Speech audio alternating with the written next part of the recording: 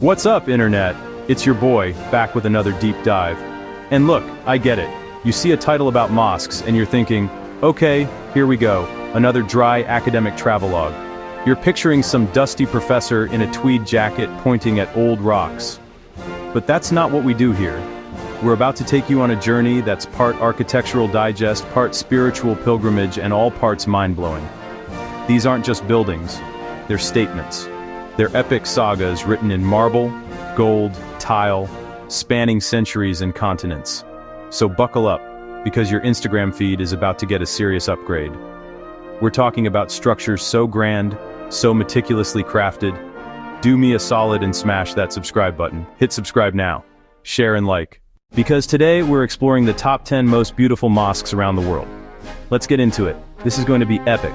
They're where art, history, and faith collide in the most spectacular way possible. Forget whatever you thought you knew. We're about to see buildings that are more than just places of worship. They are masterpieces that have shaped civilizations. And trust me, the stories behind them are even wilder than the architecture. So, if you're ready for a visual feast that will leave you absolutely speechless, you're in the right place. We're about to go global. We're talking about structures so grand, so meticulously crafted, that they make you question the laws of physics and your own life choices. Why am I still paying rent on a tiny apartment when this exists? These places are the ultimate flex of human creativity and devotion. We're about to see how they inspire awe worldwide. Buckle up. First stop. Alright, let's kick things off in Abu Dhabi, UAE at the Sheikh Zayed Grand Mosque. And let me just say, if go big or go home was a building, this would be it. This place isn't just a mosque, it's a statement piece.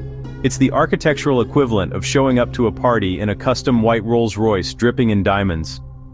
It's so blindingly white, you might need sunglasses just to look at pictures of it. They used Macedonian marble, the same kind the ancient Greeks used for their temples. It's like they looked at history and said, cute. Watch this. This mosque is all about the details. The insane, obsessive-compulsive details. 82 domes over 1,000 columns, 24-karat gold-gilded chandeliers. One of the chandeliers in the main prayer hall is one of the largest in the world. It looks like a crystal mothership descending from the heavens. It's got millions of Swarovski crystals. Millions. My cousin has a Swarovski swan on her mantelpiece. These guys built a galaxy out of them. It's a level of opulence that makes you wonder if the budget meeting just consisted of a sheikh writing a number on a piece of paper, and then just adding more zeros for fun. And the floor? Oh, you're walking on the world's largest hand-knotted carpet. It took 1,200 artisans over a year to make. The sheer scale is meant to humble you, to make you feel small in the face of the divine. But let's be real, it also makes you feel incredibly poor. You walk in, and the intricate floral patterns inlaid with semi-precious stones climb the walls and spread across the courtyards. Mother of pearl, lapis lazuli, amethyst. The vision for this place was uniting the world, so they brought in designers and materials from all over. Italy, Germany, Morocco, India, China. Next up, we're jetting off to Istanbul, Turkey, to the Sultan Ahmed Mosque, but you probably know it by its cooler, more marketable name, the Blue Mosque. And it lives up to the hype. From the outside, it's a classic Ottoman silhouette, a cascade of domes, 6 towering minarets that dominate the Istanbul skyline. It's like the Sultan who built it was in a competition with the Hagia Sophia right across the way. He basically looked at the most iconic building in the world and said, I'm gonna need one of those but with more pointy things. And he got it. But the real magic, the reason for the name, is when you step inside. You take off your shoes, walk through the entrance, and bam, you are bathed in blue. It's not just blue. It's an ocean of over 20,000 handmade ceramic tiles from Iznik. These aren't your basic Home Depot subway tiles, okay? Each one is hand-painted with intricate floral motifs, cypress trees, and geometric patterns. The light filtering through the 260 windows hits these tiles and creates this ethereal, underwater glow. The central dome is massive, seemingly floating above you, supported by 4 colossal pillars that are so thick they're called elephant feet. And the entire space is designed to draw your eyes upward, toward the heavens, toward the intricate calligraphy of Quranic verses that wrap around the dome. It's an architectural trick to make you contemplate the infinite, and let me tell you, it works. Built in the early 1600s by Sultan Ahmed I, he even dipped into his own treasury to finish it. The Blue Mosque isn't just a tourist spot, it's a living, breathing place of worship active for over 400 years. From the imperial grandeur of Istanbul, we now travel to Medina, Saudi Arabia, Al-Masjid, an-Nabawi, the Prophet's Mosque. This isn't just a beautiful building, it's the second holiest site in Islam, the final resting place of the Prophet Muhammad. The most iconic feature is the green dome. It rises above the tomb of the Prophet Muhammad, Abu Bakr, Umar. That green color is deeply symbolic, paradise and peace. Okay, now we're heading to the coast of North Africa to Casablanca, Morocco. The Hassan II Mosque does not do subtlety. It's built on a promontory, literally jutting out over the Atlantic Ocean. When you're inside, you can hear the waves. A verse says, "God's throne was upon the water." King Hassan II took that and ran with it. The minaret, 210 meters, 689 feet, the second tallest in the world. At night, a laser shoots from the top, pointing toward Mecca. The most extra, high-tech Qibla compass. 6,000 artisans, 5 years. Zayed mosaics, carved plasterwork, painted cedar ceilings. Everything made by hand. Patterns ripple like the ocean. Part of the floor is glass, prayer over the sea. And the roof is retractable, sun floods the hall. A convertible, for 25,000 worshippers. A masterpiece of modern engineering and timeless artistry. We now arrive at the heart of the Islamic world, the epicenter of faith for 1.8 billion people, Masjid al-Haram in Mecca, Saudi Arabia. This isn't just number one on a list. For Muslims, this is the destination. It is the holiest mosque, the direction of prayer, the site of the Hajj pilgrimage. To talk about its beauty is almost secondary to its spiritual weight. Yet its sheer scale is beautiful. The largest mosque in the world. It's a city. The Kaaba at center, draped in black silk and gold, surrounded by a sea of humanity in Tawaf. 1,400 years of expansions to welcome more pilgrims. It can now hold up to 2 million people at once.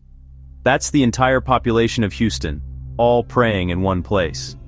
Vast marble halls, towering minarets, multiple levels with escalators and elevators. A megastructure for a megacity of worshippers. Its beauty is purpose and scale. The beauty of unity. People of every race, nationality, and social standing, shoulder to shoulder, equal before God. The synchronized recitation of millions reverberates in the soul. It is a place beyond comparison. Alright, let's switch gears completely. Mecca to the foothills of the Himalayas in Islamabad, Pakistan. This is the Faisal Mosque. It looks like it just landed from another galaxy. If you're expecting domes and arches, you're in for a shock. Architect Vedat Daloke tossed the playbook. Instead of a dome, the main hall is 8-sided concrete, shaped like a Bedouin desert tent. It's sharp, it's angular, it's brutalist. It's also incredibly elegant. Concrete shell versus the lush Margala hills, stunning contrast. People joked, "Where's the dome? Looks like a spaceship." Now it's an icon. The minarets are thin, tall, pencil-like, echoing the Kaaba's corners stretched skyward. Inside, a vast triangular space, geometric ceiling, a massive chandelier, high windows flooding light and height. It holds 100,000 worshippers, funded by King Faisal, ultra-modern design fused with Islamic symbolism. It's a bold statement that faith can look forward. Next, Muscat, the Sultan Qaboos Grand Mosque. Outside, clean, pristine, and classically beautiful. 300,000 tons of Indian sandstone. It's grand but not loud, until you step inside. The main hall is pure spectacle. First, the carpet, once the largest single-piece hand-woven, 600 women, 4 years, 1.7 billion knots. Then you look up, a 14-meter-tall chandelier, 8.5 tons, 600,000 Swarovski crystals, 24-karat gold, so big it has a staircase inside. Corridors showcase mosaic styles from Morocco, Egypt, Persia, Central Asia, a museum of tilework amid gardens and fountains, a modern masterpiece honoring centuries of tradition. Now we're going to Spain, to Córdoba, the Great Mosque of Córdoba. It's not just a building, it's a history book, it's a scar, a testament to the rise and fall of empires. Walking in is like stepping through a time portal, one of the most architecturally and historically complex buildings in the world. It's a mosque with a Catholic cathedral literally smashed into the middle of it. It's wild. Your first impression is a forest. 856 columns of jasper, onyx, marble, granite, many salvaged from Roman and Visigothic ruins. These columns support two-tiered red and white striped arches, creating a hypnotic, infinite-seeming space. Córdoba was a center of learning, the most advanced city in Europe for a time. The mihrab is a Byzantine mosaic jewel box, glittering gold and glass. In the 13th century, Christians reconquered Córdoba and consecrated the mosque as a cathedral. In the 16th century, they cut the center out and built a soaring Renaissance nave. King Charles V lamented, "You have built what you or others might have built anywhere, but you have destroyed something unique in the world." He was right. A jarring, fascinating clash, beautiful, tragic, unforgettable. For our final stop, Isfahan, Iran, a city so beautiful it's known as half the world.